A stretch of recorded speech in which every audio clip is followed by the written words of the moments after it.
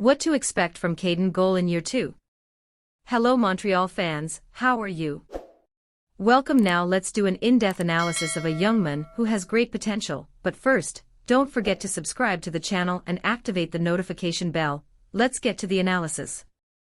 The Montreal Canadiens are still waiting to see what exactly their first-round selection from the 2020 draft will develop into, but a 44-game stint for the rugged defenseman in 2022-23 was very telling. With Ottawa Senators' Jake Sanderson signing an 8-year deal with an of just north of $8 million a season, it seems likely that had Caden Gull stayed healthy, he would have matched or passed Sanderson's offensive output. On a much worse team, and with less than ideal defense partners, Gull showed he would be a big piece for the Habs going forward. Now, with a season of experience under his belt, Gull should only look more poised and show increased growth. Don't get me wrong, I am not saying Sanderson is better than Gull, or the other way around. Both are highly talented, but they are different players, and the Senators and Canadiens are not at the same place in terms of readiness to compete.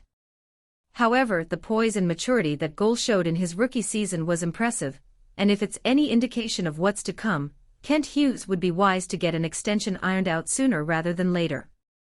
The largest determining factor will of course be Gull's play during the second year of his entry-level pact.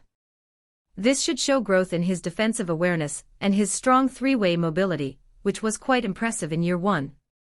I would think that an uptick in his offensive production, making more high-danger passes and using his excellent shot more, should definitely be a good start.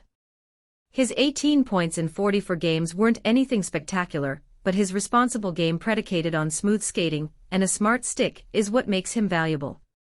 So long as he continues to play smart hockey, and he can stay healthy, I don't see why he can't hit 35 to 40 points on the low end. Any projection is difficult, so while I believe he can produce more than 40 points, and establish himself as a lock on one of the top 2 pairs, it's best to let his play do the talking.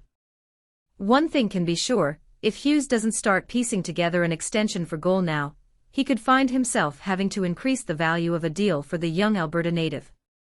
And right now, I would argue that he is already the second best defenseman on the roster, behind only Mike Matheson. So a healthy season, with a steady partner that isn't Savard, could go an awful long way in increasing his production, and the value of his contract once his entry-level deal expires. Gull might not be flashy or a strictly shutout defender, but his ability to affect the game positively in all 3 zones makes him a very important piece for the Canadiens. So fan, are you expecting a great season from Caden Gull? Share your opinion in the comments. Stay tuned because I'll be back at any moment with more news.